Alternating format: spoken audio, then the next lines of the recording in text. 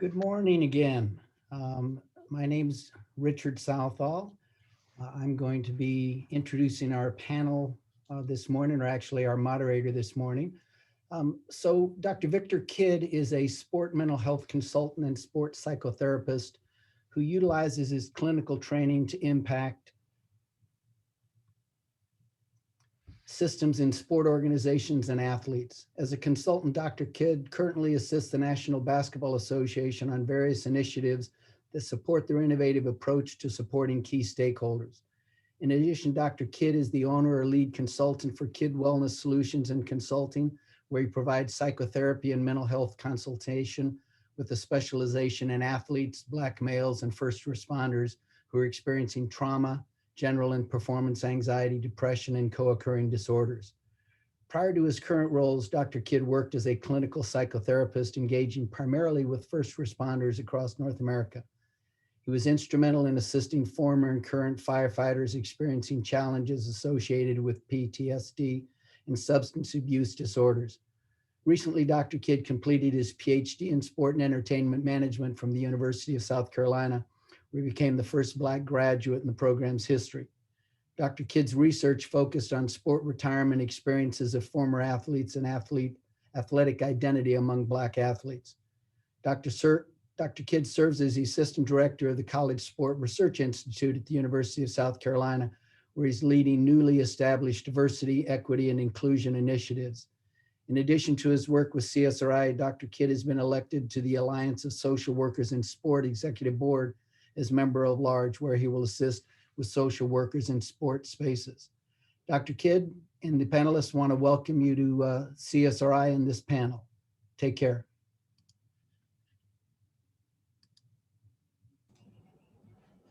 Good morning, everyone. Good morning, and thank you for joining us today. I am Dr. Kidd. Thank you, Dr. Southall, with the wonderful introduction.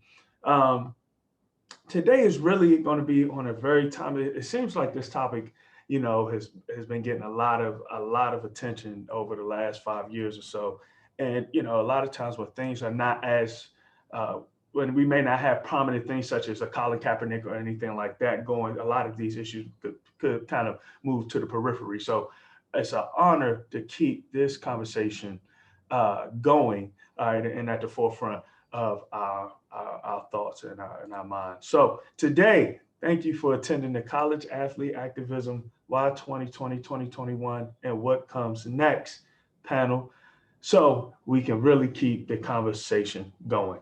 All right, first I want to go ahead and introduce the superstar panel, the superstar panelists we have for today. First, I want to start with an esteemed colleague now, who was once one of my mentors, Dr. Akilah Carter-Francique, who's an associate professor at San Jose State University in the Department of African American Studies.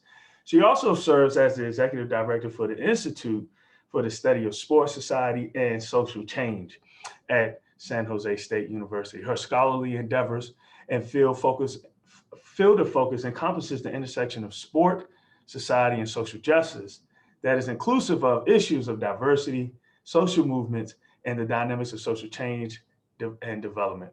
She employs a critical interpretivist standpoint utilizing Black feminist thought and critical race theory to illuminate issues of experiential marginalizations.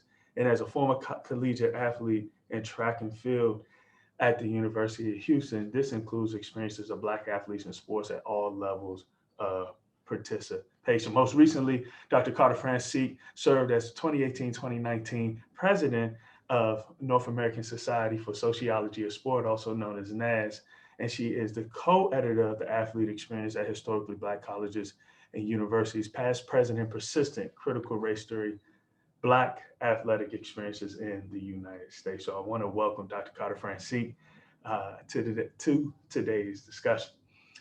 Next, we have Dr. Victoria Jackson, who I have followed on Twitter forever. And so it's really good to kind of finally virtually meet you. I think we have met before, but it's really good to meet you virtually now and have you serve on this panel. And Dr. Jackson is a sport historian and a clinical assistant professor of history in the School of Historical, Philosophical, and Religious Studies at Arizona State University. So thank you for waking up with us well, for all of you all for waking up early with us for today. Dr. Jackson writes and speaks about the intersection of sport and society, exploring how the games we play and watch tell us much about the communities, local, national, and global, in which we live. Her writing has appeared in Los Angeles Times, has appeared in the Los Angeles Times, Washington Post, Boston Globe, Slate. I can't pronounce this. Latrice Libres, Epoca, and the Independent. And she is a frequent podcast, radio, TV, and documentary film commentator on sport and society. Dr. Jackson teaches a package of sport history courses, which form part of an interdisciplinary liberal arts undergraduate certificate in sports cultures and ethics. Currently, she is writing a book on privilege and power in American big time college sport, connecting race and gender justice issues through stories of athlete activism and exploring how Black athlete labor pays for white athlete privilege. She is also an affiliated faculty with another mentor of mine, a guy named Ken Shropshire in the Global Sport Institute at Arizona State. Really want to say thank you for joining us today. Really looking forward to some of your answers. I know Dr. S loves you with this topic of how Black athlete labor pays for white athlete privilege. That's something that I know he loves and is very passionate about. So thank you. And lastly, but last but not least, we have a strong brother from San Jose State, Mr. Caleb Simmons. Thank you for joining us today. And he is a third-year kinesiology major at San Jose State University. All right, Mr. Simmons is a member of San Jose State University's men's basketball team and has utilized his athletic platform to address and support issues in college athletics and the broader society. At San Jose State, he has served 3 years on the SAC committee, so that's the Student Athlete Advisory Committee, Executive Board as the chair for community outreach. This engagement led to him serving on the 2020-21 Mountain West Conference SAC committee as well, where he supported the launch of the first Student Athlete Social Justice Committee. Simmons is a founding member and affiliate of Athletes for Change, a social change organization comprised of college athletes across the United States desired to make a difference in the world. Athletes for Change utilizes social media as a platform to share information and promote awareness, which was achieved through their summer 2020 Instagram campaign that raised $78,000 for Black Lives Matter in 1 week. That is tremendous. In these times of COVID-19, Mr. Simmons has led protests in Arizona and California in 2020 prior to starting his fall 2020 academic year. His hunger for social change led him to serve as an intern for San Jose State's Institute for the Study of Sport, Society, and Social Change during the fall of 2020. Mr. Simmons is passionate for change and equity, and it provides him with the opportunity to share his message across various media outlets in Arizona and California, most notably his segment on the NBC Bay Area series, Race in America. So, Mr. Simmons, thank you for carving out a little time in your busy schedule to be with us today. Okay, cool. So, with that being said, we're going to hop right into it. And I want to kind of start the discussion off with regarding athlete activism. Can you all provide a working definition of athlete activism and why it is so important for today's landscape, sport landscape? And the reason why this is important because we see so many people try to co-opt athlete activism or do not utilize the terminology in the right way. So I want to give our experts a space to kind of set the table for us.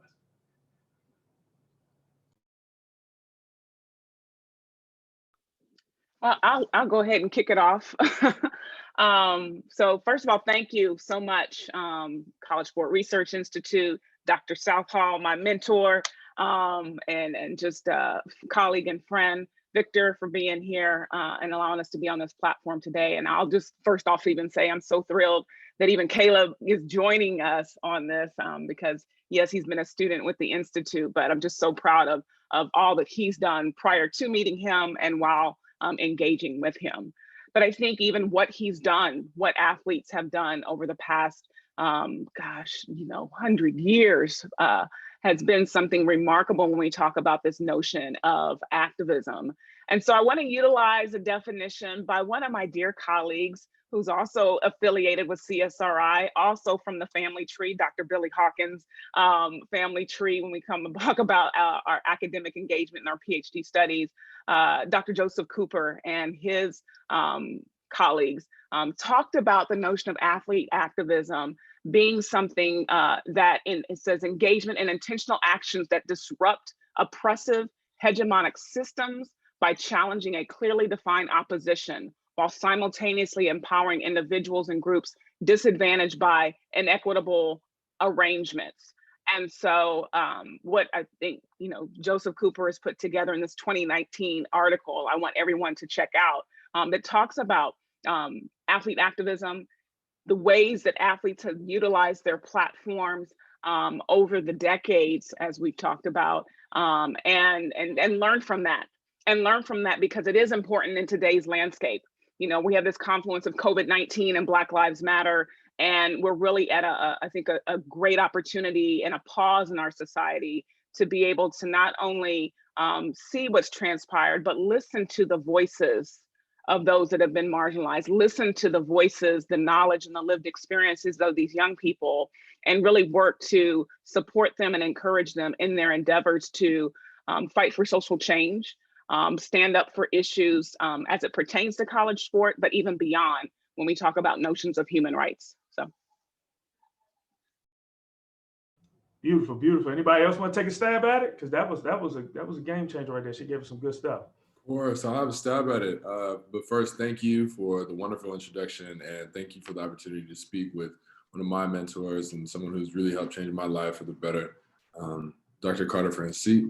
So in terms of this question, for me, when athletes utilize their platform to help engage on shedding light on the injustices that plague society, really these athletes are leaders of America, and it's an opportunity for these athletes to leave a legacy behind that encourages others to be more than just athletes. So other athletes all over the world can make a difference in the evolution of change that we want to see in society. Athletes have the ability to reach lots of people because of their reach, and it just happens to be their platform that has the beautiful opportunity for them to affect enough people, and it allows them to think outside of the box. Really, we will be able to take the appropriate steps towards eliminating injustices by the work of everybody that's involved, and it takes the athletes especially to not only speak their truths, but shed light on the problems that they see and how they see them, because a lot of times athletes are most of the time just seen as entertainment, and they just want to be seen as like a cool figure to see and nothing more. So in today's landscape, there are so many people that just want to see that to keep them quiet. I mean, it's LeBron James was basically silenced by somebody on social media, which was absurd. But all athletes are people, and they're a part of society like the next person when it comes to dealing with these issues of hate, racism, microaggressions that we all go through to an extent. But just hearing their perspective is really everything. This is a fun exercise because we're all kind of coming from different disciplines, but saying kind of similar things, but in different ways and using different languages. And the athlete perspective is always important to kind of showcase too. So it's fantastic. I would say, since I'm trained as a historian and I'm always thinking in kind of change over time and long periods and structures, that, if we're thinking about modern sporting forms, they're born in a particular political moment, which is the turn of the 20th century, which was a project of white supremacy. So if you think about the origins of baseball, American football, pretty much every sport that excludes women, it's artificial. Girls and women played stick and ball games. Girls and women kicked balls around the world, and you have all these countries putting in bans on women playing soccer at precisely the moment it's becoming most popular among girls and women. And so if this first political project is exclusivity, the second political project is those who've been marginalized and pushed out, staking claim to the right to play. And then the next political phase of sport is recognizing that what's going on in a sports space is very much reflecting what's going on in broader society. So, this is kind of opting into what Howard Bryant calls the heritage. And if you haven't read Howard's book, The Heritage, I highly recommend reading that. Recognizing that you're part of this long history of, taking pride in the responsibility of using the platform of sport to both make sport more inclusive, but then also broader society. And recognizing that the power of sport and power dynamics of sport can be a technicolor illustration of broader society's power dynamics. So it's kind of claiming one's body and message and voice, recognizing that ideas about bodies and abilities are often playing out most explicitly on the bodies of athletes because sports are about bodies, and then reclaiming that messaging, like my body is not going to be used in this way to project certain ideas about bodies and abilities into the universe. I get to control the messaging about what my body can do. And so it's kind of utilizing the platform of sport to create broader social change as well.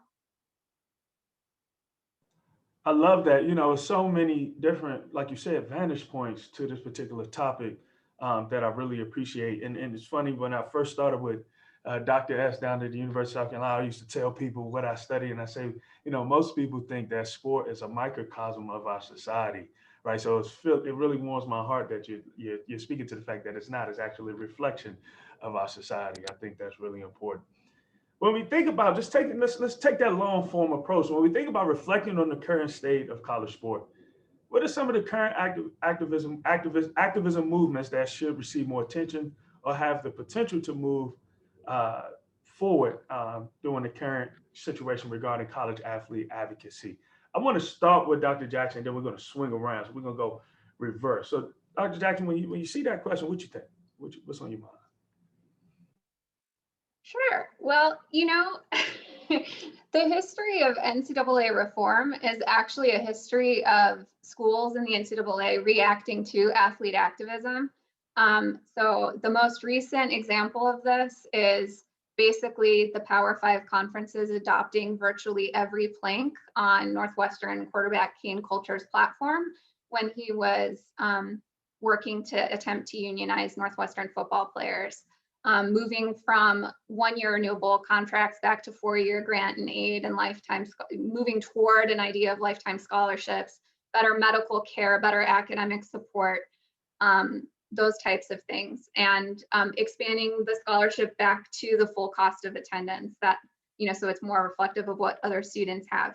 The lesson here is that athlete activism is what is the only way to force change in this system, that schools are not going to do this on their own goodwill, and that it's the athletes who have been forcing all of these changes and movements, whether it's Ed O'Bannon and the crew that started, now we have this phrase name, image, and likeness because of former collegiate athletes recognizing their images on video game covers and in the video game avatars themselves. So what I like to look at is how local movements and national movements have various sorts of dynamics going on. And we see this historically too. I mean, you can't talk about local activism transforming into national activism without mentioning San Jose State in the 1960s, that, the Olympic Project for Human Rights was college athletes, and it was local grievances when Lee Evans couldn't find housing close to campus because of discrimination against African Americans in housing in San Jose.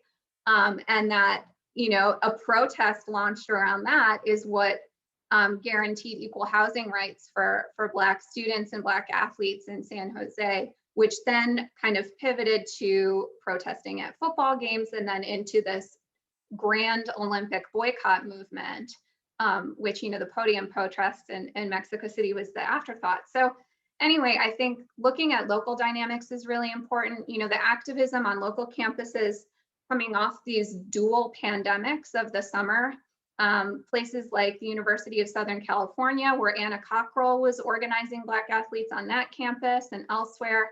And then the kind of networking when college athletes like had time for the first time ever with the lockdown and the stopping of sports, you know, and then the technology that allowed people to communicate via video nationally is why we saw these unity movements across conferences and connecting people nationally. And, you know, that kind of organizing grassroots locally is what got us to the not NCAA property moment right now today. Thanks for that, Doc. Thanks. Anybody want to kind of piggyback off that and give a little bit more insight? Just want to remind you, right? Dr. Jackson gave us that historical context. What, you know, maybe Caleb, what do you think is kind of happening right now? What are you seeing on the ground level that's happening in regards to some movements and things that the general public may not be all that aware of? So, you know, what's your thoughts on it? Well, really, you know, she just touched on a lot of it. You know, like right now, it starts at the local level, basically like the institutions of education. So all of the universities that I know, I can speak on firsthand, my friends around the Mountain West Conference that are in SAC with me and a part of the Social Justice Committee. I want to give a shout out to all of them because I know they're doing a lot of groundwork.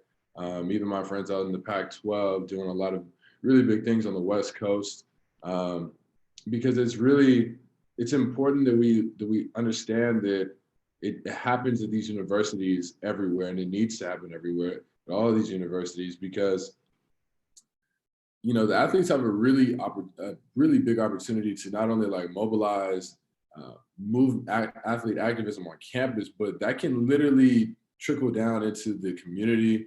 And that's just what I've seen from the work that I've done here in San Jose and in Phoenix, where I used to go to high school.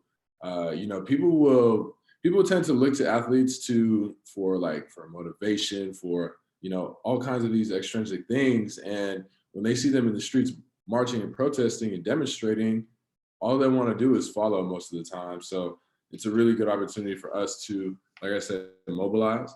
And, you know, it has substance. There's so many members that may be well-versed in diversity, equity, inclusion.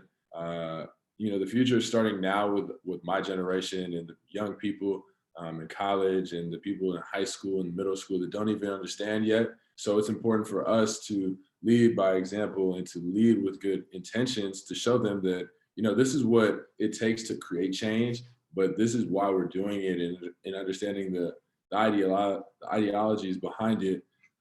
It matters. And, you know, really the potential is very high. I know in 2020, we saw a lot of athletes all over the country really engage in different forms, whether that was social media or in-person demonstration or fundraising. So, and, you know, really, like, I have to give another shout out to Dr. Carter Francique, because without her, she literally, we talked for hours over the span of 2020, 2021. And I've just been taking notes every time. She's literally gone with me and walked me through so many different steps. And I call them the 10 Commandments. I'll save them for later to explain, but she's really explained a lot to me on how to engage and mobilize a lot of different people. So it's a real blessing, like I said, to not only work with her, but to share knowledge with her. Thanks, Caleb. Before we go to Dr. Carter Francique, I do want to ask you a question. When you think about all of us are outsiders, right? But you being inside of the system, you have a very different vantage point.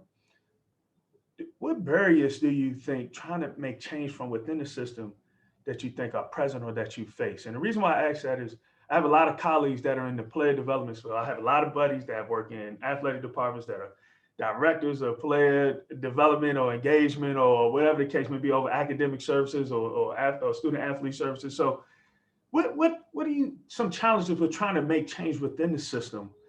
How do you navigate that, right? Because when you're outside, it's easy for you to be super critical, right? It's like, okay, I'm not in the system, so I can be critical. But when you're in the system and trying to make change, and to Dr. Hawkins' an esteemed mentor of mine as well.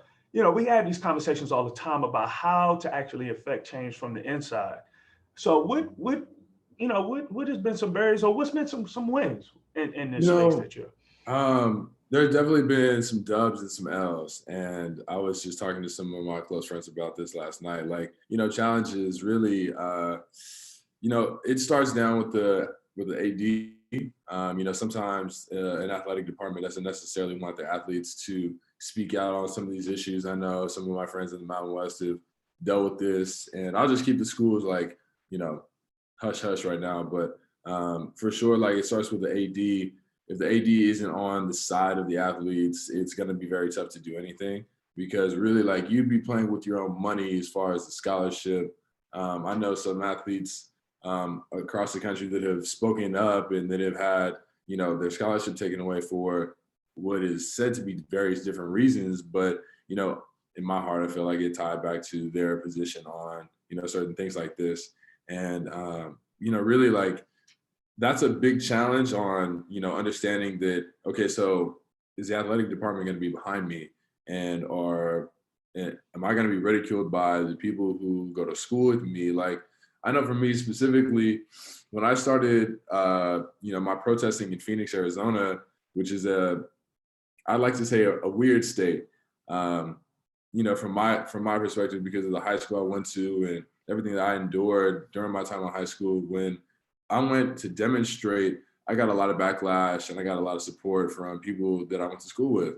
And, on social media, people started saying all kinds of crazy things to me, from Phoenix to California to the people who go to school with me here. So, really, like, the challenges of definitely being able to maneuver within this and having your voice be your voice. I know that for me specifically and some of my friends here, we had to deal with, not becoming performative activists and not having, our words be our words, and not having anybody take our words away from us and try to make them to be something that they're not or never were. But, some really big opportunities like that have come from this are speaking like this to encourage other people to use their platform and to use their voice. Because I know so many people, sit on their chops and bite their tongue, many times. That's honestly like majority of, I'd say, college athletes. Like, most of the time they don't want to get involved with other things outside of, just sports, because like the majority, everybody wants to make it to the professional ranks or the next level. And they lose sight of what they can do in the meantime and the opportunity that's right in front of them. So, definitely some good wins and some good L's, but they're all worth it at the end of the day. Beautiful, beautiful, beautiful. I'm gonna swing it to Dr. Carter Francine. When you think about some initiatives and some movements that are going on that might not be necessarily mainstream yet, or some things that are mainstream that need more attention, what do you, when you think about activism right now, where do you think we're at? Well, I think, our panels have listed all of those great, important movements. But one of the things, and I'll just sort of be brief in saying that, is that I think what came out of it is that our student athletes became aware and conscious. Many of them, use their efforts also to revitalize some movements. When we're talking about LGBTQ+ issues, or even the Me Too movement. And others have started new movements. I know I had an opportunity to chair a panel for Mountain West, and to hear what these students were mobilizing and talking about, in addition to, issues of race, they were also bringing about issues in mental health and wellness, and the creation of ethnic studies classes. And so with that, I'll say, I think it's a beautiful thing, because yes, they sort of started within and their particular issues, but it definitely branched out to begin to speak to issues that pertain to broader social issues. And for those that could affect even some challenges for all students on their campuses. Again, being able to understand the lived experiences of people of color, to be able to recognize that mental health and wellness are definitely things that are important to talk about in this day and age. And so I think out of what we've seen, those have been some great wins in that respect. And I would say some tremendous growth, and I think acknowledgement of the potential of student athletes as being more than just athletes. Beautiful, beautiful, beautiful. I want to kind of follow up, Dr. Carter Francique, with this question. When you think about college athletes today, you think about the landscape, what are some things, what are some protests that could be, that are the most effective? Or where do you see some protests where it's been kind of met with, types of protests that have been met with some resistance? Everybody else could chime in, but I wanted to leave with Dr. Carter Francique because she is running a wonderful institution out there at San Jose State, and wanted to kind of get some insight on what, if I'm, Division I athlete and I want to protest, what's the best way to go about it? The best way to go about it. I glean a lot from the work of Dr. Harry Edwards and that blueprint that was laid within the Olympic Project for Human Rights. In his book, there's a 50th anniversary book on the revolt of the Black athlete. And within that, it's so great. I'm teaching a course right now. Yeah, you have it. I'm teaching a course right now for students in our Department of African American Studies, and called The Triumphs and Tragedies of the Black Athlete. But in there, I focus on his introduction. He talks about the 5 imperatives, and those 5 imperatives really being a mapping of, how do we begin to organize? And it's one that definitely is, you've got to pull together your particular thoughts, and it has to be not only the individuals in that space. We're going to start there. Then we need to pull in and begin to understand and recognize what we are going to demand for change, bringing these populations together, but connecting it, as I sort of alluded to earlier, connecting it to larger initiatives that are happening. So yes, we're talking about issues, for example, of Black Lives Matter and the challenges or the marginalized experiences of athletes, Black athletes in the college sports setting. But then we begin to recognize that this is a larger systemic issue. It doesn't just reside within college athletics. It's actually happening from a societal perspective, not only in the US, but we're seeing abroad, right, as well.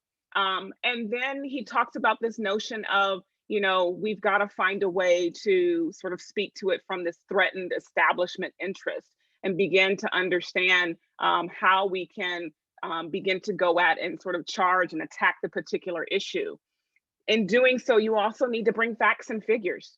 Victoria laid it out so nicely, talking about the housing issues, housing discrimination that Lee Evans experienced. That wasn't just a Lee Evans thing. That wasn't just a Black athlete at San Jose State thing. That was Blacks from a broad context. And so bringing together facts and figures that begin to support the ideology pushback that we're standing for, and ultimately to sort of ground that and root that in some sort of concerted effort that we're going to move forward. And so bringing those thought processes together are definitely helpful to sort of formalize your plan of attack. I think another issue I will also sort of raise is just the importance and the value of working together as a collective. It's great to have that athlete voice, but to be able to bring about a range of individuals that may be coming from a law background. Again, Dr. Jackson is on this panel from a historical background, right? From a community background, but individuals that are at different spaces and places that can also help come together, collaborate, and help the movement move forward is also what is needed. We need not operate in silos at this point. It's an opportunity to share in the efforts and to really work and network together and pull from all of the knowledges, experiences, and expertise to make that change happen. Sweet. That was a few gems right there. And then, in the motivation of collaboration, I want to swing it to Dr. Jackson. He could kind of give us some insight historically. What have you seen, or kind of piggyback off some of the things Dr. Carter Francique has touched on that you've seen have been really successful? Maybe foreshadow, using our historical context to foreshadow what might be the most appropriate ways. And I want to frame this. When I was at South Carolina, I taught a class called the Student Athlete Experience. Right, and it was a bunch of if it's 60 slots on the roster, 55 of them were athletes. And at the university, right, I would teach in the fall. I would teach more of our spring athletes, and in the spring, I would teach our athletes that were going to be playing in the fall, right? And guys work really hard coming from the Low Country here in South Carolina, or upstate in South Carolina. They work pretty hard to try to get to where they want to go. It may seem like protesting may be an infringement on their ability to do so, right? That they have something to lose. So when we have athletes in this space that may have something to lose, how do we encourage them to, actually stand up for their rights and advocate for who they are? I'm gonna give it to you, Dr. Jackson, but then I want to see what Caleb has to say after that as well. Well, I appreciate this. And I saw a question in the Q&A related to this too, around the question of like, are we going to see some sort of collective action or athlete walk-off? And I'm always empathetic to athletes for a whole slew of reasons, one of which is that, they're 18 to 22 years old. They have this small window of opportunity to play, like players want to play. And also like, 53% of Division I men's basketball players go pro.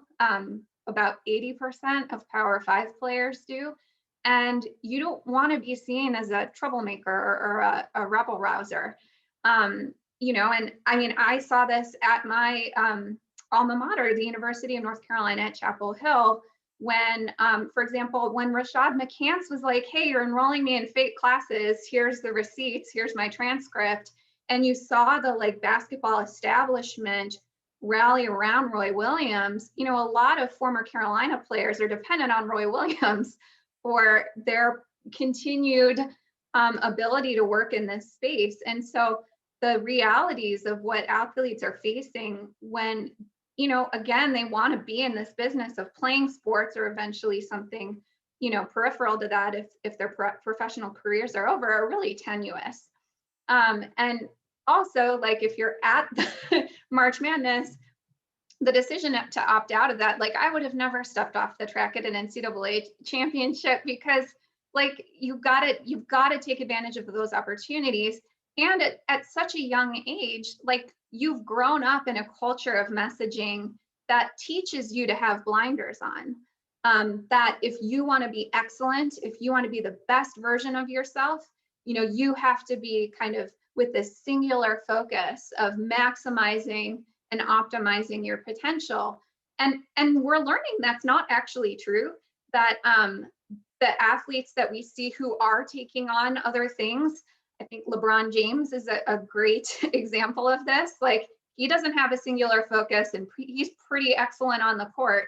Alicia Montano in the track and field space is like running all these businesses, promoting athlete mothers to support them, and also like kicking butt on the track. Allison Felix too, Serena. I mean, we have so many athletes who show that this actually complements and enhances their ability to perform. And so trying to, our responsibility, I think, in these conversations and also as educators is creating new cultures in intercollegiate athletics that critical conversations are welcome and actually are part of the project of being excellent. This kind of singular focus on winning at all costs and like push everything else to the side is actually a very problematic culture. It's why athletic departments are ripe for scandal. It's why we see so much abuse in intercollegiate athletic spaces in so many different forms. So the more that we can kind of push against this messaging and culture that we see in intercollegiate athletics, the better. And also, just stepping outside of that, the big reminder that this is higher education, that, it's convenient that we call it so, but actually like a reminder that this is within an educational community and we shouldn't be operating in a vacuum and in such an insular way. Thanks, Dr. Jackson. Caleb, you hear both of the docs speaking, man. Maybe one day you'll be Dr. Simmons, right? Always pushing for that, right? And Lord, the conversation, can you talk about did you ever consider what you may lose by possibly engaging in this discourse, being here? Like, I'm real good friends with one of our top basketball players at the University of South Carolina. We talk all the time. I was his professor, couldn't get him on here, right? Man, I would love to be on here, but can't get on here. So how do you navigate that, and how do you kind of reconcile the potential loss that's at stake for you? For me, I don't really don't worry about the things that I can lose, because what I'm supposed to lose, I'm supposed to lose, I feel. And those things that are out of my control, I don't even worry about them.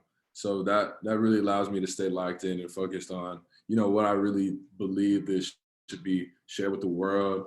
Um, there, I understand that. I know a lot of my teammates have told me a lot of the similar things. Like, I think it'd be in my best interest for me not to participate or for me not to protest, and for many different reasons. And everybody is true to themselves. But for me, I really think of getting outside of my comfort zone. It allows me to get into another bag, and when I say that another bag, it allows me to expand upon the things that I already have going. And really, like, I see these as opportunities, and I don't run from them at all. The potentials that we could lose is obviously, like I said, our scholarship, because you're almost playing with house money if you say the wrong thing, if you're too honest, if you shed light on the wrong thing, but it is the right thing to shed light on. Someone might frown upon that, and someone might say, okay, so some consequences are on the way. But for me, I've never been afraid of anything that could happen to me, as far as losing something, or even worrying about gaining anything, because this isn't about either or for me. I'm really here just to speak my mind and to educate others and to share and to help other people.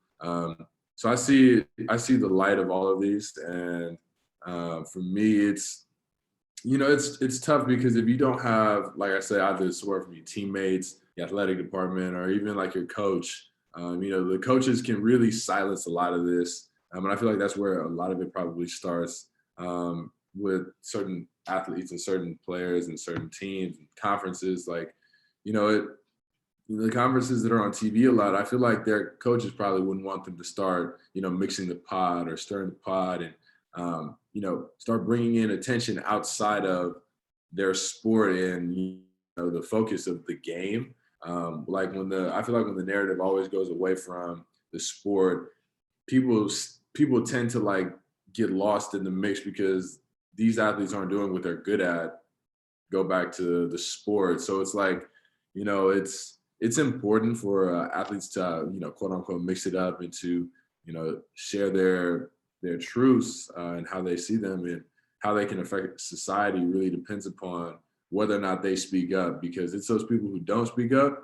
Martin Luther King had a famous quote about people who don't speak up. It's really an injustice to themselves and everybody else that doesn't get the opportunity to hear what they have to say, because they're, essentially leaving out something that could really help pieces puzzle together to really create a positive movement. So silence is violence, in different ways. Bro, you so well versed, and you speak so well, man. Man, I got a little man crush on you, bro. You're doing your thing up here. You're doing your thing. So look, check this out. I want to swing this back to Dr. Jackson, right? When we think about athlete activism, when we think about the landscape, we can't talk about this without talking about labor, right? And the labor dynamic. So when we think about this interesting labor dynamic between college athletes and big time college sport, are we at, from a historical context, are we seeing some improvement? Are we getting closer to what the mountaintop? You got to know where you come from to know where you're going. So I would like to kind of hear what you have to say about how close we are to retribution. Well, this this had been a labor dynamic which transformed into a power dynamic by stripping away the ability to classify athletes as labor with the implementation of the term student athlete, which was, precisely coined to evade workers' compensation laws in the middle decades of the 20th century, so that athletes are students, they're not employees, and therefore don't have labor rights.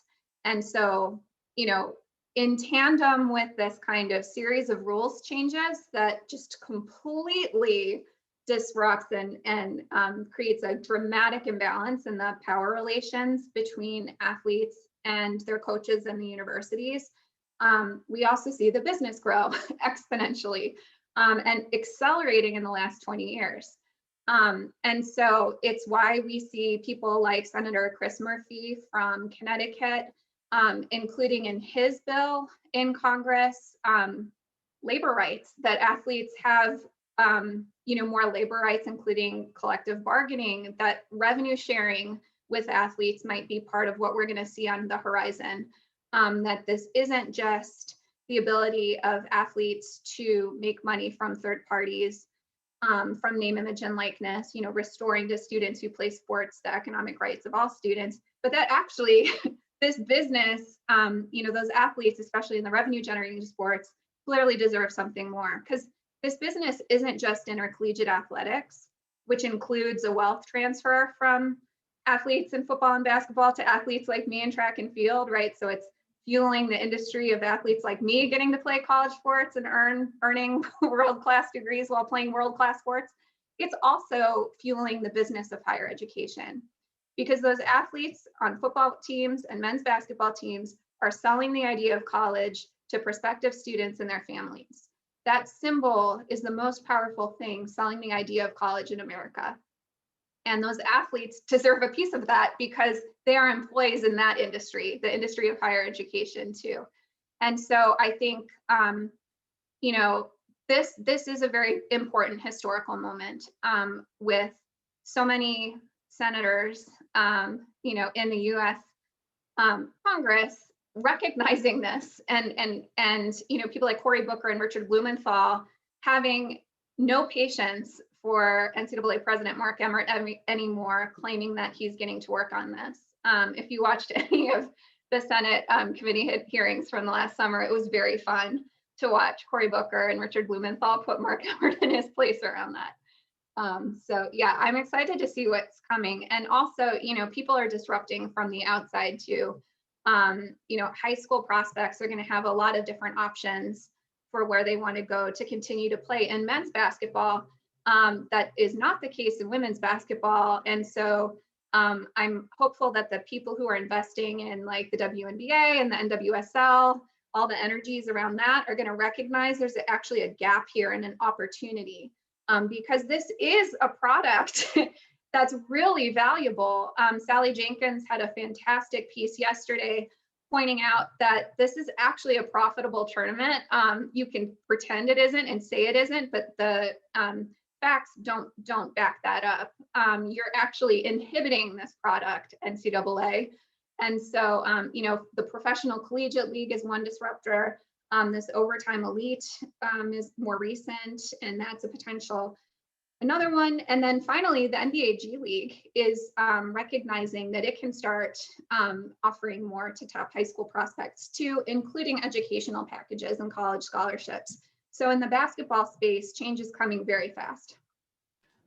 Do you think in the same vein, particularly with women's basketball, while I was at South Carolina finishing up, did a little work with migration, right, and how American-born bodies really supply the international basketball workforce. And we know that our women basketball players make a lot more money playing overseas. When I was at South Carolina, I watched, probably outside of one of my close friends, Shamika Holslaw, the best female basketball player to ever play the game, Asia Wilson, play. And I wonder if she would have just went overseas, how much more money she would have made in that 3 to 4 year period. Do you see our female basketball players that's of her stature, saying, the hell with college, let me go overseas and play, and then I could just get going? I'm not sure in the WNBA if it's a restriction like the NBA, but what do you see? Do you see some of our, elite women basketball players making that transition to other professional opportunities?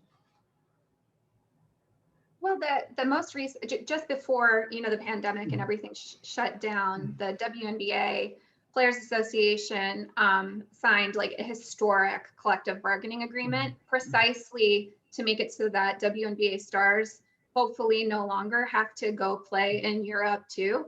The WNBA season was kind of the afterthought. Like, you made your money in Europe and in Asia, and you also played in the WNBA because, I think women athletes, more so than any other group, feel this responsibility to give and give and give of themselves so that the next generation can have it a little bit better than they did. And that's absolutely what we've been seeing with women's basketball players in the United States for the last 20 plus years.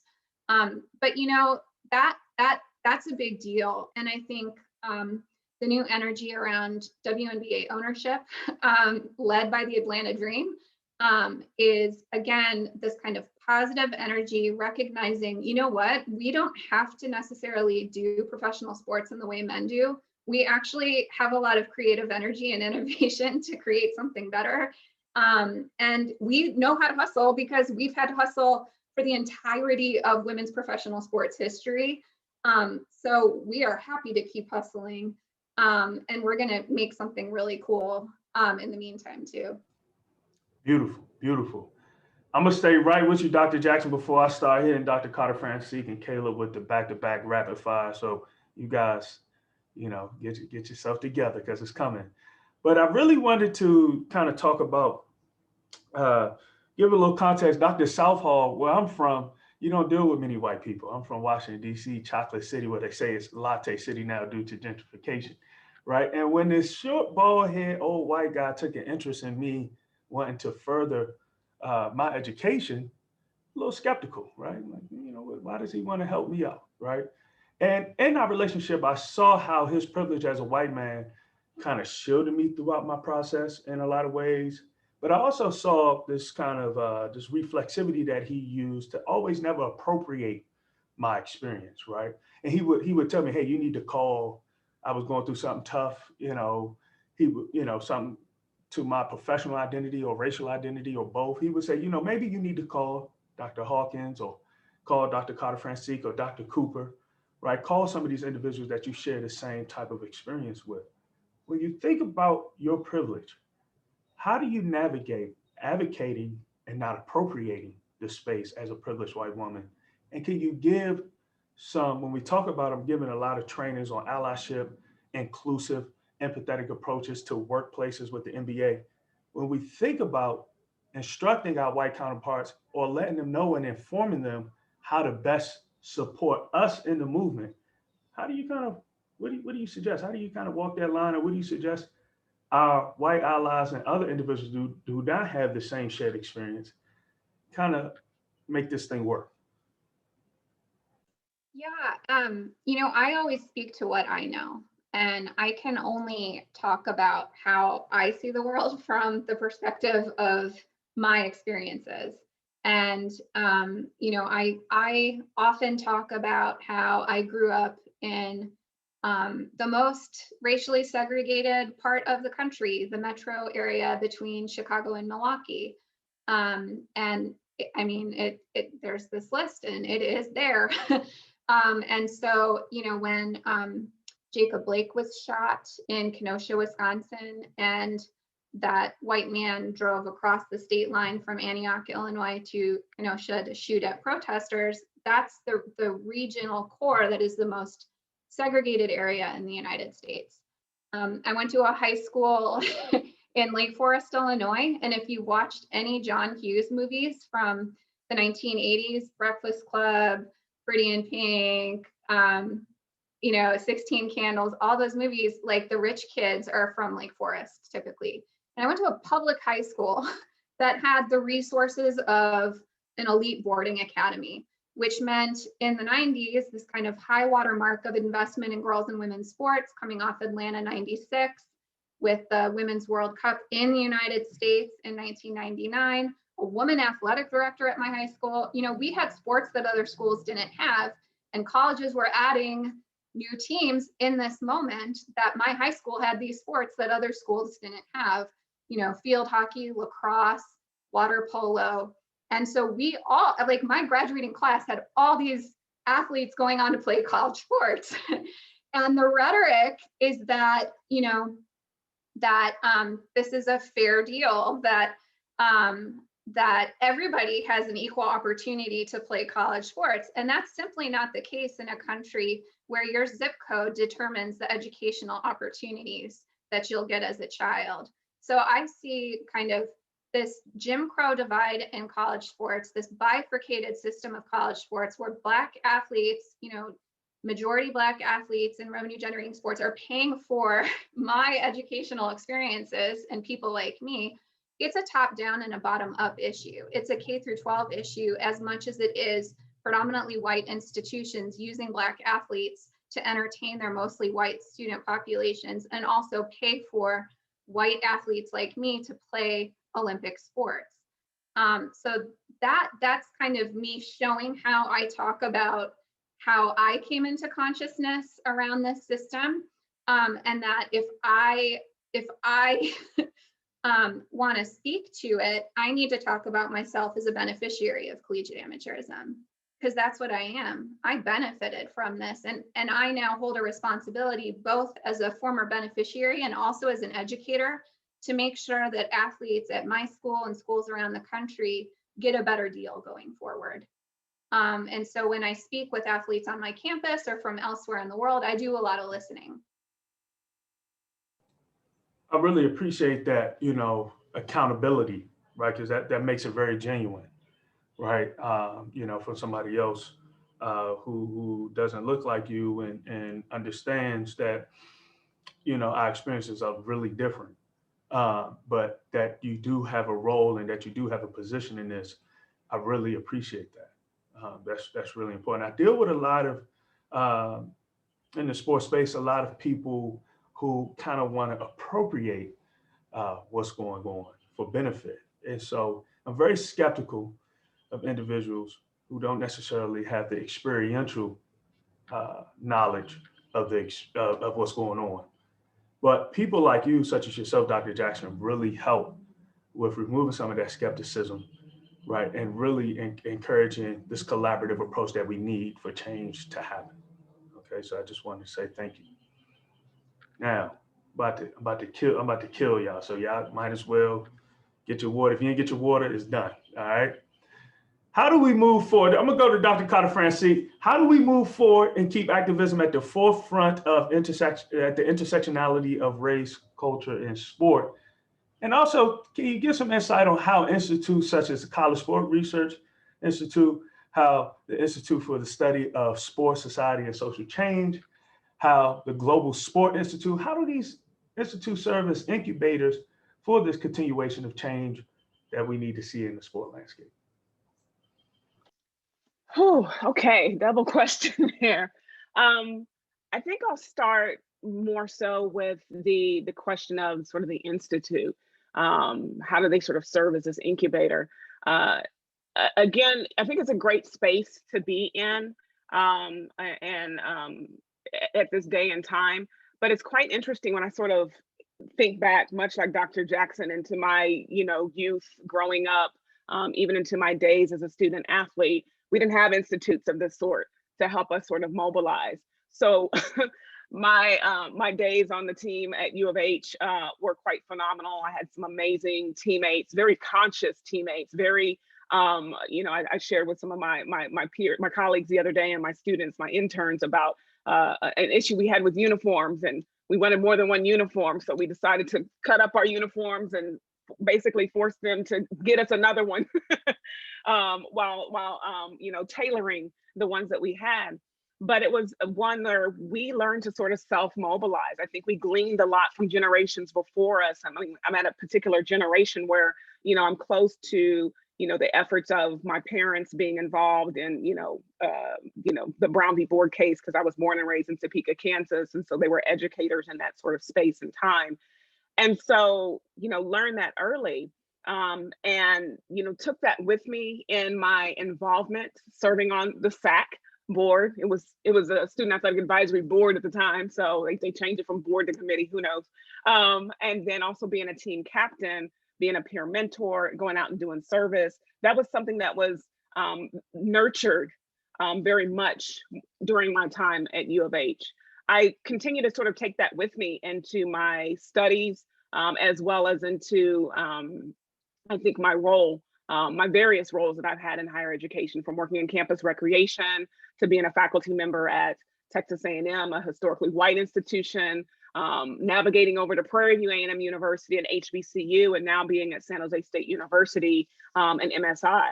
And so, I think I bring all that with me and try to cultivate spaces and safe spaces for students in those respective times so they could also learn how to navigate. Because what I found during my doctoral studies and even my first appointment at Texas A&M was that our young people, there has been some sort of disconnection, did not know how to mobilize, did not know that they had power, and worked to cultivate them with a dear colleague, Denise Dorst, created a program called Sister to Sister to bring forth consciousness, bring forth support, and bring forth, again, a safe space where we could sort of nurture that.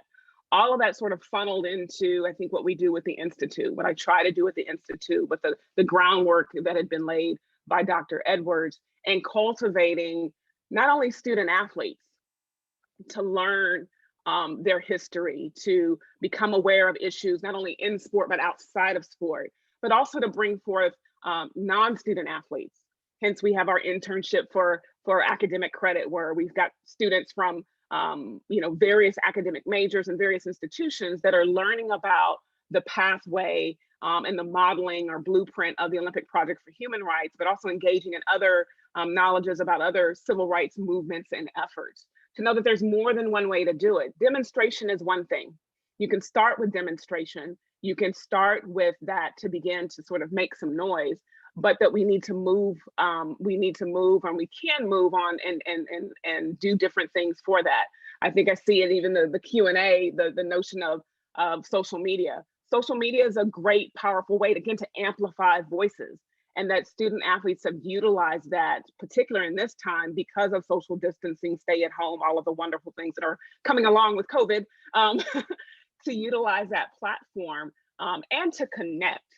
So attacking things from that you can do a demonstration, we can do social media, we can educate, which is the platform I like to use, as well as conduct research, which is another way that I like to do it, and share with them these different knowledges, these different methods to attack the system, and help them also understand there's multiple ways to do this and be okay with that. Many I've talked with feel guilty about, well, I don't demonstrate or I didn't demonstrate. And I'm like, that's okay. There's other ways to do that. You have to find your lane. You have to utilize your knowledge. You have to leverage your position in the way that you can. And that's one of the things that we try to do with the Institute, is really nurture that. Myself, my colleague, Dr. Amy August, Beth Doyle, we're coming together to cultivate a community of young people to support them in the ways that we can. I will say, how I sort of even came into connection with Caleb was a great engagement with an interaction between our athletic department, in the sense that they, in many ways, recognize this is beyond our scope. We need help and asked for help and welcomed us in that respect, to be able to address questions for those young people, to support them in that way, but also address questions that they have administratively and in their staff on how to best do this work. And that would be one of the things that I would say also, that these institutes like, ours at San Jose State, at Arizona, at Minnesota with the Tucker Center, University of Central Florida, have all been able to do is sort of leverage those positions, our expertise and our network, to support and service support for these organizations. And so I think that is the benefit of what we do. Now, as far as what we need to do, you were talking about, ways to sort of address the intersectionality? Help me out again. How do we, just kind of keep activism at the forefront? How do we kind of activate activism all the time, right? Instead of when they just kind of, what's the steady work? Because everyone loves, when something pops off and we can jump on it, and, Colin Kaepernick and the current, not NCAA property movement and things like that. But what are the steady things that we can do that's going to bring about incremental change and that's not as sexy? And how do we move forward? And you've already kind of touched on the institutions, but how do we do that as scholars? Again, I think it's growing your network and understanding and recognizing, again, there's more than one way to do it. We had another, great question of, how do we begin to sort of attack these issues? demonstration is one thing, and it definitely does get the conversation started. Even social media campaigns is one way to get the conversation started. But we have to come together to continue to educate. We have to come together to continue to utilize our expertise and our individuals to sort of share this message. And so I'll just kind of cut to the chase real quick. Utilizing sport metaphor. I'm a track athlete, but I'm not a distance runner. But social change is a marathon, right? And it's a long process, and we may not see the fruits of our efforts. And so within that, in that marathon, to know that we need to have many runners. So it's oftentimes our need to pass the baton. So we have to educate the next generation. We have to educate those around us that have, again, different expertise, different knowledges, and also the longevity to ensure that the message continues, the pushback continues, and that change will eventually come. Real quick, Dr. Jackson, in a minute, I saw your head kind of lift up like you wanted to add something. Do you have anything to kind of add to that? I have a lot of facial expressive-ness, and I was looking at the Q&A. Okay, and also cool. very much agreeing with what Dr. Carter Francique was saying. So. Okay, cool. Well, Caleb, we're gonna finish up with you. You know, I have to highlight you, man, because you took a lot to be here. This is what we do. We have this discourse all the time, right? So for you to take out some time and actually engage in this discourse with us, is really precious. In regards to that last question, how do you see, you know, personally, what are the next steps of Athletes for Change, right? You've been able to mobilize almost $80,000. You know, the financial contribution is always good. You know, your boy loves money. So I understand that, but how do we move forward? What are you kind of planning? What are you thinking about as some of your next steps for kind of this athlete activism landscape? And how do you think you're going to actually impact change? You know, there are so many different ways. Like Dr. Carter Francique, when I was learning with her in the Institute, you know, the 10 Commandments is what I like to call them, but you know, there are 10 steps to really enacting and engaging social change, educating others, advocating for legislation, running for office, demonstration, protest, public awareness, social media, research, dissemination, raising money and resources, and to write to companies and public officials, and engaging in community service and getting the press involved. And I've been able to do a lot of those things, about half of those things really. And that's what I continue to plan on doing. With Athletes for Changes, we have events coming up.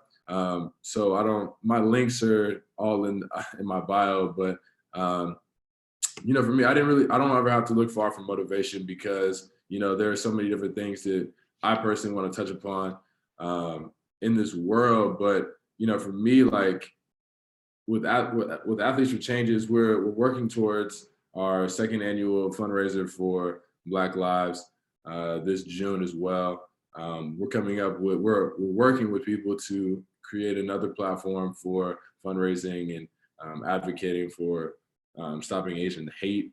I know this is really popping right now, but you know, really, we have a lot going on.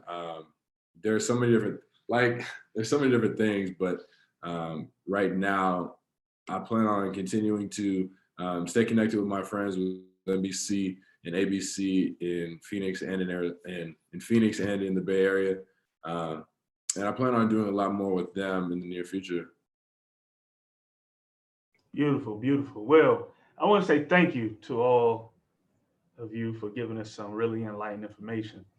Now we're going to open it up to the Q&A. All right.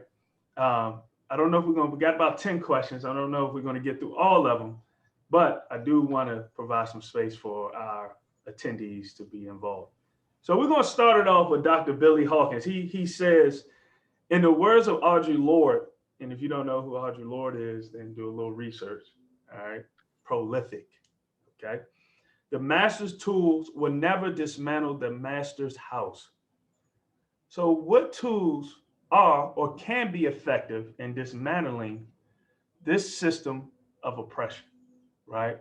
Secondly, protests are nice and effective, but what other tools that have been used or can be used to disrupt the market? I'm just throw that out there. I'd like to take a stab at this. I know, like for me, I think leadership is very important, and having people in place to really guide and educate and to uh, really like establish a firm connection with the people like me, from starting with folks like Dr. Carter Francique and Miss Victoria Jackson, and people like Akani Turner that work with the Mountain West, that have really have showed me a lot of good things as far as like how I can get involved and what I can do strategically to not only like have an impact, but have a great impact, and to encourage others to mobilize themselves from their vantage point. And I really believe that like leadership is one of those things that can take us a lot of ways, can take us to a lot of different places. And with the right leadership in place, I think that a lot of good things will come from athletes speaking up and advocating for change and doing all of the things that they feel that they see fit as well. Anybody else? A shout out to Dr. Hawkins, and honestly, in many ways, he's answered his own question on my platform. So I even dropped the link in our sport conversation for change, in which he was featured in February.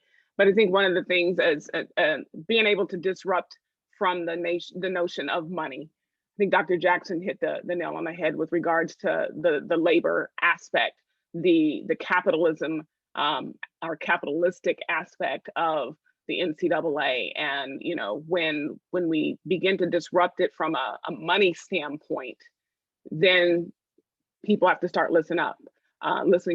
One of the things that I think we've even seen some movement in is even when we talk about our HBCUs, how in many ways, and again, a daughter of proud HBCU graduates, and having the great opportunity to work at Prairie View A&M University, that we have some students that are coming from high school and deciding to go to HBCUs for the nurturance of self, right? And the holistic development that is definitely provided within those HBCU contexts. We've seen student athletes that have transferred to HBCUs, and we've seen our professional athletes come in and support financially, right, the funding of those particular programs, because they are limited resource institutions.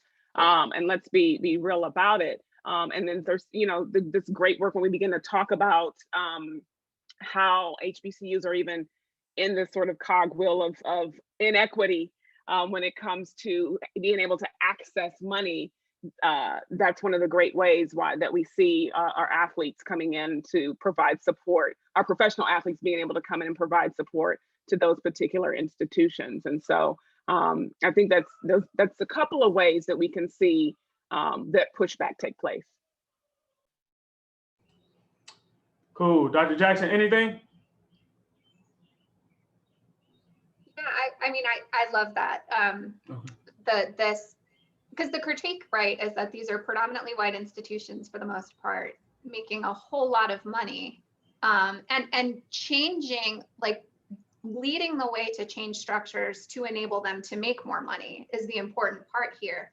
Like university president decisions were behind conference realignment, conference TV networks, like the busting of the NCAA TV monopoly that enabled that. And conference realignment was TV money market expansion, and the autonomy move, even done taking Kane Coulter's platform, then claiming ownership of those ideas, and then using that to leverage this power autonomy move.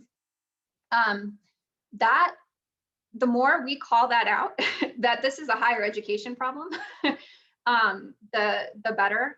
And yeah, what Dr. Carter Francique was saying made me think of Jamel Hill and the piece she had in the Atlantic, and all the research behind that big kind of disruptive idea that athletes, top high school athletes, should just leave PWIs en masse and go to HBCUs. And if you look at the research supporting that big idea, it's all right there. And just again, stepping outside of the United States, that this is the only place in the world where we have this system in place. a multi-billion-dollar sports industry in higher education. That's benefiting all sorts of industries except for those athletes who are then experiencing differential educational opportunities, graduating at lower rates and not having the same sort of educational experiences because they're denied things like internships and all of that. So what I like to call out is that the people in higher education are the very people who could be innovating in what athlete education looks like and are choosing not to. And anytime we put decision-making and ownership back on the universities themselves and leaders of institutions of higher education that are inhibiting athlete education, and then pointing to all of the money in this space, the better. I mean, the Alston case that the Supreme Court will hear oral arguments next week is about expanding educational benefits for athletes in football, men's basketball, and women's basketball. Sure, the bigger deal is that amateurism is on trial, but the narrow case is about expanding spending on educational benefits for football and basketball athletes. Man, we could talk about this for forever. I want to go ahead and kick it to Rebecca's question. Many college athletes don't fully understand the rights they do have, which are too limited but do exist. How can college athletes better understand their rights around their scholarships, medical treatment, mental health, etc., to protect themselves and feel safer while trying to assume an activist role? Ask. Point blank, step up. I go back to the days that I was getting recruited, and have to give all praise to my parents for taking me through that process. They developed a document for me as I was recruiting that was actually built out of my older brother's experience, who was a track and field athlete at the University of Florida. And so in that process, and he worked with actually our club coach, our from Topeka, Kansas, our club coach, putting it together. And we had a series of questions to ask each institution. Can you do this? Will this happen? What does this mean with regards to my academic major? What academic supports will I receive? Will I have the opportunity? And I while it wasn't something then, but I think now to put on the list, to study abroad, to do an internship, to experience the fullness of what that institution can offer, that was on our checklist. And so as I went from school to school, we went down the list, and my parents were right there with me. And again, they're K-12 educators. They don't play. They were principals, everything. But if they did not answer their questions, which we had a couple institutions that did not, they were like, this is not an option. I don't care how much money they have. I don't care what they're offering you. This is not an option for you. This is not the right fit for you. So you have to ask those questions. Will I have support when it comes to mental health and wellness? Will I have access to services? Will I have, what will be the stipulations for my scholarship to be put into jeopardy as it relates to my academic engagement, perhaps my social movement engagement, perhaps my class, my GPA, or switching majors? You have to ask those questions up front and be proactive. So I know you all are in school now, but pass this on to the next generation, those recruits that come in that we may be supporting, right? Spread that on your social media to tell students to ask those questions. I think that's going to be key in sort of getting that done. And then, I think things will begin to sort of form out. But that's just one way that I would say is ask the question, put it on the front, and then based on that, make sure that we can hold those institutions accountable for what they say they will address and support. Beautiful, beautiful, beautiful. That's perfect. Something that to me, what I see in businesses when we think about organizational culture and things in industrial psychology and things of that nature, I see a lot of, people of color having to assume these diversity roles or serve on committees and not be compensated, right? And so this invisible work can be really taxing. And so we see college level athletes, right, having to do invisible work already with participating in big time college sport, but then also assume roles such as Caleb has assumed in a lot of ways, and even with our SAC committees, right? I've always been kind of interested in just understanding and seeing what type of support from a behavioral health, from a mental health standpoint, do they receive or that's available for them as they take on the brunt of a lot of different things for the greater good or for the masses, right? For all athletes across the university. And so that's something I've always had been in the back of my mind of how, athletes on that level are actually introduced to behavioral health services and mental health services centered around that, because we're going to, some athletes experience a lot of social alienation, isolation. I've been working with a member institution of NCAA Division I basketball program where I'm working with some of the players that are dealing with suicide ideation, right? Because of a lot of things, the double pandemic, as Dr. Jackson spoke to, right? Because of things like that have happened over the summer and things like that, that's still continue happening today. So that's something I've always been kind of interested in. We're going to kick it to Martin. Martin says he's from DC. Shout out to Martin. He said he's from Northeast. He might have went to HD Woodson. He said he's from Minnesota Avenue. Who knows? But he asks, the student athletes in the women's basketball tournament were in a perfect position to engage in athlete activism surrounding the inequality in facilities in San Antonio by refusing not to play in this year's tournament, but only complained about the disparities. He would like to know from the panelists their thoughts on why the female basketball players didn't boycott the tournament. Let's drop some bombs. Anybody got any insight on that? It's tough to kind of speak for why they did, but I can speak to the fact that this goes back to the conversation of what you have to lose, right? And boycotting a mass walk-off, right? Some people are just not willing to take that loss. And when we think about revenue generating and we think about athletes of color, we know that this is more so a limited, we experience more of a limited pool of occupational outlooks as we grow up, right? And so when we think about just pulling the plug and saying, hey, the hell with this, I'm walking out, it's a lot. So it's very nuanced and very complex. If you can't speak to that question, can you kind of speak to what's at stake when considering things like this? I see Dr. Jackson ready for it. She didn't lean in. She didn't let me go ahead and shut up. Go ahead, Dr. Jackson, let us know what you think. Well, I mean, just like the men, the women haven't played in a tournament in over 700 days, right? Because the tournament in 2020 got canceled. And so if you're a senior, like, are you really going to want to stick around for another year and do like an extra year of academic work? I mean, I teach a lot of students. I have about 350 students this semester, and the apathy after 3 semesters of no social engagement and mostly classes online is really taking a toll.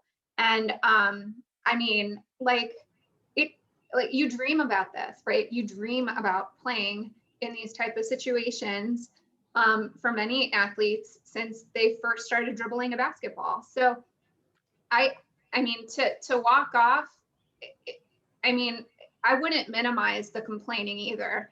I wouldn't call it complaining, I would call it off-court action.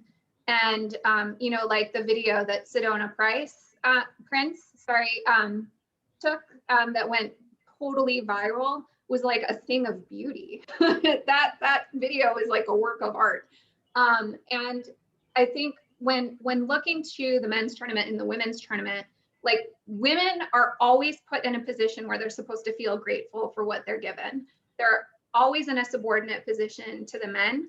And part of that is simply historical, and that, the men had a 75-year head start before the NCAA started hosting women's championships. So you're always in a position where your legitimacy is questioned. And I think for a lot of athletes, they'd rather not have to yet again be talking about off-court issues. I can't speak from the perspective, obviously, of the women playing in San Antonio, but I imagine they'd probably prefer people were just celebrating and watching them play. And isn't it great that because so much attention to the off-court issues, happened, that now more people might be inclined if we call them out, like, you know, or if you're outraged about this, then watch the women play. Like, this is the opportunity here. Like, let's watch the women play. So I think at the same time, contrasting that with what's going on in Indy, like, stop treating us as the entertainment product and listen to what we have to say, because we have stuff to say too. You know, like, we are humans, we're not just your entertainment, and we have voices. And hey, rather than passively watch our games, like, engage with what we're telling you about the actual conditions of our work. And I'll just be real quick, because I know Caleb probably has a lot to say in that perspective. But just going back to what we said, there's multiple ways to do social change. There's multiple ways to do social justice. Everyone's sort of first notion is we've got to demonstrate, we got to boycott. But to that point, and Caleb mentioned it, what we try to share in our space is that you can educate, you can write, you can use those media and social media platforms to amplify the information out there. And we have to understand and recognize, and I think the women of the WNBA have showed us some great modeling, that when we try to do this work, when we are doing this work, when we talk about advocacy and activism, there's multiple ways of doing it. And there's multiple ways to attack it. And so we need to sort of, I believe, as a society, and even sort of get out of our box of everything deserves a boycott and warrants a boycott, and understand that there's multiple ways to begin to address these issues to promote change in the system. Right. You know, really, to sit out of an opportunity that you haven't had, you were robbed of it last year. I understand why they all continue to play. I feel like boycotting that with this past tournament, it would have been tough for a lot of people to do.